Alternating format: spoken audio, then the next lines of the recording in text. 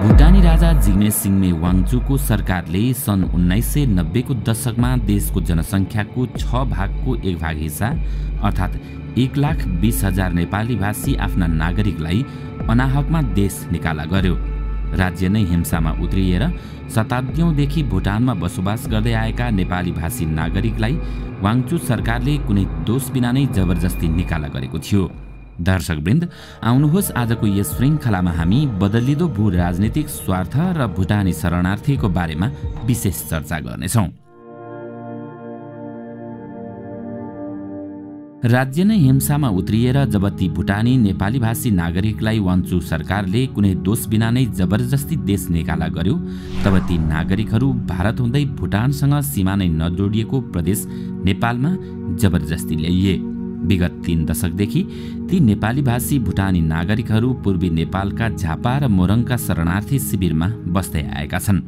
ती मध्ये 1,16,000लाई यति बेला तेस्रो मुलुकमा पुनर्वास गराइएको छ। बाँकी करिब 7,000 अझै पनि जन्मस्थल भुटान फर्कन पाउने आशामा शिविरमै छन्। ती शरणार्थीलाई संयुक्त राष्ट्रसङ्घीय शरणार्थी सम्बन्धी उच्च आयुक्तको कार्यालय UNHCRले हेरचाह र व्यवस्थापन गर्दै आएको थियो। तर डिसेम्बर 2020 देखि त्यो समय सीमा समाप्त भएको हुँदा अहिले UNHCRका कर्मचारीहरू आफ्नो गन्तव्यमा लागिसकेका छन्। सरकारले यही बेला परराष्ट्र नीति 2077 सार्वजनिक गरेको छ, जसमा शरणार्थीको स्वदेश फर्किन पाउने सुनिश्चितताका लागि पहल गर्ने, स्वेच्छाले स्वदेश फर्किन चाहने शरणार्थीलाई ससम्मान र सुरक्षित रूपमा स्वदेश फिर्ता पठाउने प्रयासमा सहकार्य गरिने उल्लेख छ। तर सरकारी प्रतिबद्धता कागजमै सीमित हुने अवस्था देखिएको छ। नेपाली भाषी भुटानी शरणार्थी शताब्दीौंदेखि भुटानमा बसोबास गर्दै आएका हुन्।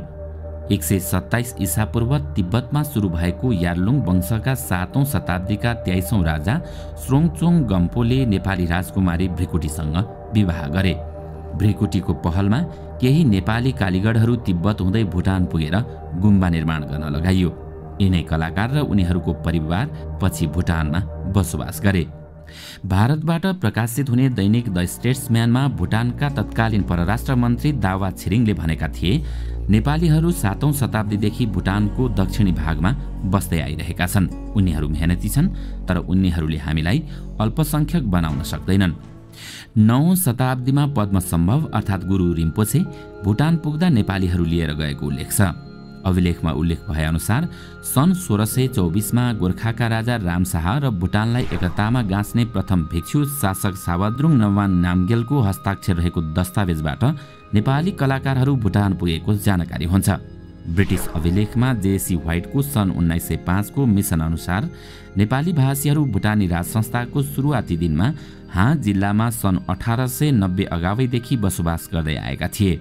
चार्ल्स वेल्सको सन् 1904 को आफ्नो लेखनमा भुटानको सिप्सुसाङमा काजी नन्दलाल छेत्री, गर्जमान गुरुङ, लालसिंह गुरुङ ठेकेदारका रूपमा काम गरिरहेको उल्लेख गरेका छन्। साङची र चिराङ जिल्लामा 2730 घर परिवारमा 15,000 जनसङ्ख्या मध्ये 14,000 नेपाली रहेको पनि उनले लेखेका छन्। बेलायती राजाको royal commission on labour India 1930 मा उल्लेख छ, जलपाइगुडीको चिया बगानमा काम गर्ने नेपाली भाषीहरू करिब 30% कम भएका छन्। उनीहरूले दक्षिणी भुटान गएर बसोबास थालेका छन्। सन् 1990 मा नेपालमा बहुदलीय प्रजातन्त्रको पुनर्बहालीसँगै दक्षिण एसियाका राष्ट्रहरूमा प्रजातन्त्र र मानव अधिकार बहालीको लहर चल्यो। भुटानमा पनि त्यहाँका नागरिकले प्रजातन्त्र र मानव अधिकारको माग गर्दै प्रदर्शन गरे। वर्षौंदेखि स्वतन्त्रतापूर्वक जीवनयापन गर्दै आएका ती नागरिकहरूको माग सुनवाई गर्नुको सट्टा भुटानी राजा क्रूर दमनमा ओर्लिए। आफ्नो संस्कार र संस्कृतिलाई अपनाउन पाउनुपर्ने माग राख्ने भुटानीहरूलाई राजाले गैरकानुनी आप्रवासी भएको आरोप लगाए। राज्य आतंकमा उत्रियो, नागरिकमा त्रास फैलियो। पुर्ख्यौली थलोबाट उनीहरूको उठीवास लगाइयो। देश निकालामा परेका नागरिकलाई तत्कालीन भारत सरकारले भुटान सरकारको पक्षपोषण गर्दै नेपाली सीमासम्म ल्याएर छाड्न सघायो। शरण पर्नेलाई मरण गर्नु हुँदैन भन्ने उक्तिलाई आत्मसात गर्दै नेपालले देश निकालामा परेका भुटानीहरूका सन्दर्भमा संवेदनशीलता देखायो।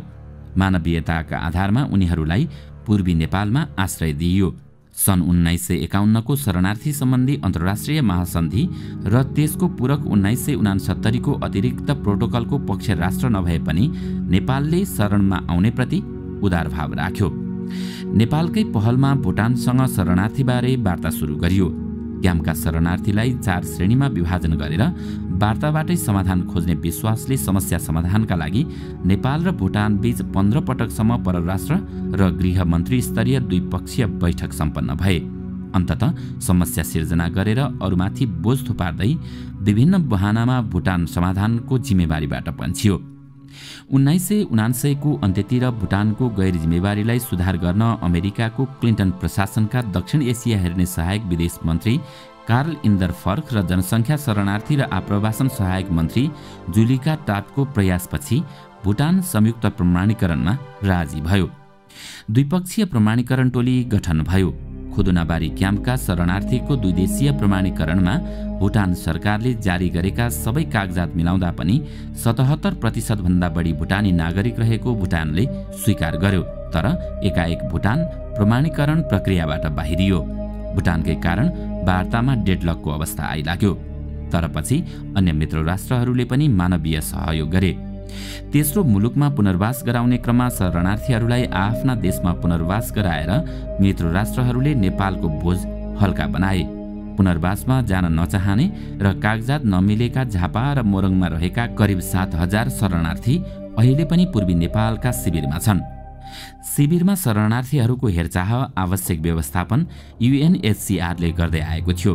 तर डिसेम्बर 2020 देखि आफ्नो समय सीमा समाप्त भएको हुँदा अहिले UNHCRका कर्मचारीहरू आफ्नो गन्तव्यमा लागिसकेका छन् भने शिविरमा रहेका अपाङ्ग, असहाय, वृद्ध र एकलहरूको अवस्था चिन्ताजनक छ।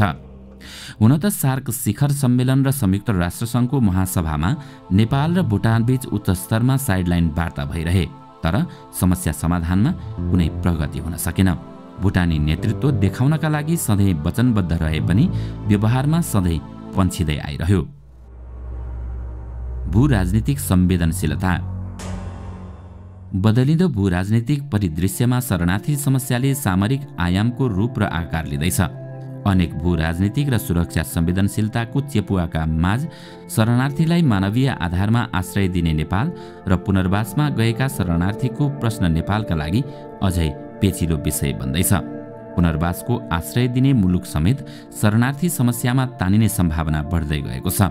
बसोबास गराइएका भुटानी नागरिकहरूले कुनै दिन आफ्नो पुर्ख्यौली थातथलो खोज्नेछन्। उनीहरूलाई वंशजको ख्याल आउनेछ। यस्तै निर्वासनको समस्याका कारण हिमालय क्षेत्र अशान्त र तनावपूर्ण हुँदै जाँदा पुनर्वास गराउने मुलुकहरूको भू-राजनीतिक स्वार्थ शरणार्थी मार्फत प्रयोग नहोला भन्न सकिँदैन। नबिर्सौँ, भू-राजनीतिमा कुनै मूल्य, मान्यता, दया, करुणा, विचार, प्रजातन्त्र र मानव अधिकार भन्दा पनि खाली आफ्नो हित र स्वार्थ मात्र हुन्छ। मोरङको पथरी र झापाको बेलडाँगीमा रहेका बाँकी भुटानी शरणार्थीहरूलाई एकै स्थानमा राखेर कडा सुरक्षा दिनुपर्ने अवस्था उत्पन्न भइरहेको छ। अन्यथा देशमा विकसित भएको राजनीतिक तरलता र संस्थागत रिक्तताका बीच भुटानी शरणार्थीमाथि शक्ति राष्ट्रहरूको चलखेल बढ्न सक्ने देखिन्छ। हिमालय क्षेत्रको दक्षिणमा पर्ने मुलुकहरूमा अशान्ति, अनिश्चितता र अस्थिरता बढ्दो छ। बढी फल्ट लाइन र फ्ल्यास पोइन्ट यसै क्षेत्रमा पर्दछन्। भुटानका दोक्लाम र पड्डा गाउँ, भारतका गलवान र लद्दाख, नेपालका कालापानी र नाम्खा गाउँ सीमा विवादको केन्द्रमा छन्। निकट भविष्यमा शरणार्थीहरू समस्याका रूपमा यसै क्षेत्रमा थप उजागर भएर आउन सक्छन्। त्यसैले शरणार्थीको सम्मानपूर्वक सुरक्षाका साथ घर फिर्तीको अडान नै दीर्घकालीन दिगो समाधान हो। स्थानीय बसोबास शरणार्थीको समस्या समाधानको विकल्प हुन सक्दैन।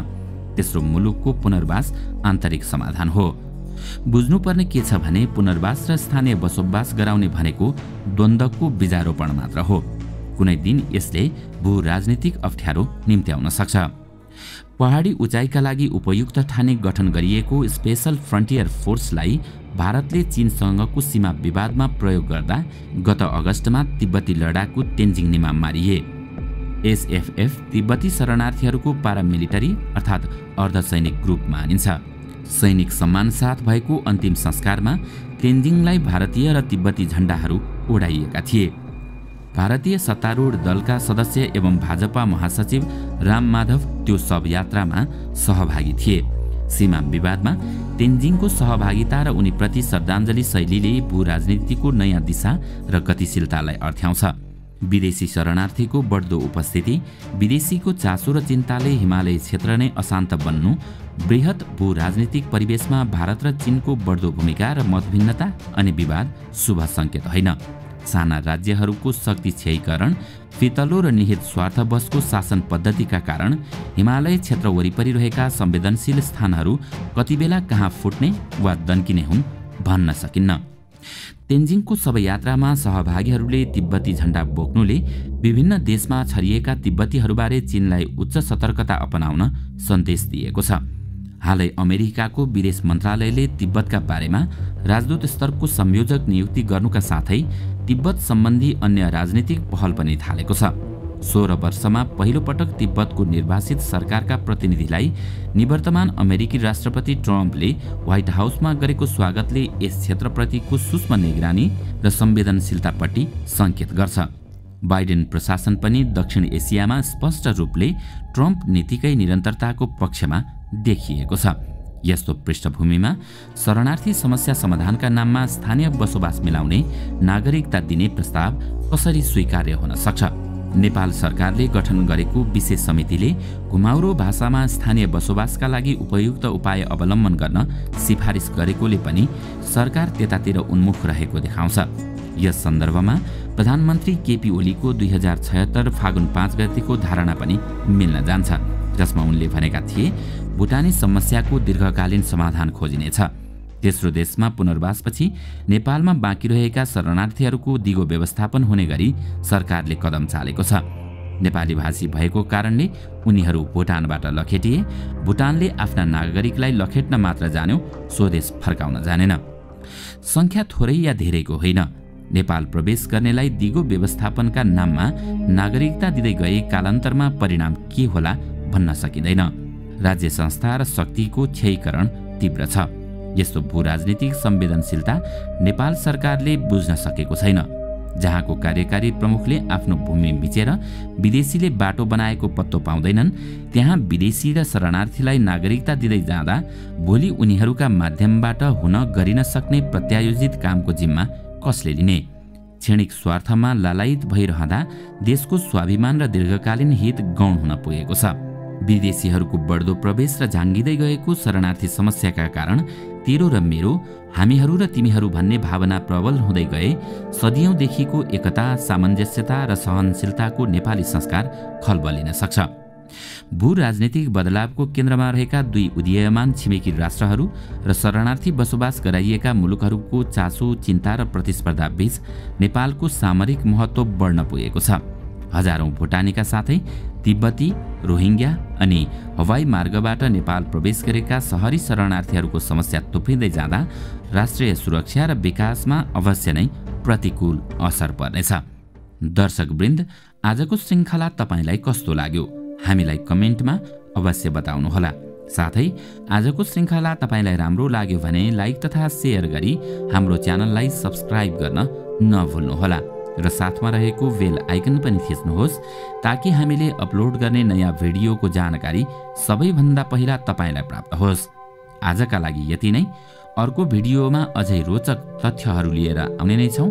तबसम्मको लागि बिदा दिनुहोस्। नमस्कार।